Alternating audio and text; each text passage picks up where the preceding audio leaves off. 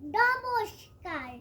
কবিগুরু রবীন্দ্রনাথ ঠাকুরের লেখা কবিতা দামোদর সেন। অল্পেতে খুশি হবে দামোদর শেঠ কি? মুরগির মোয়া চাই, চাই ভাজা ভেটকি।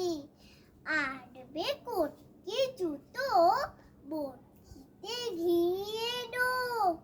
জলপাইগুড়ি থেকে এনো কইজি ওনো। চাঁদনিতে পাওয়া যাবে বোয়ালের পেটকি। চিড়ে বাজারের থেকে এনো তো গরম চা।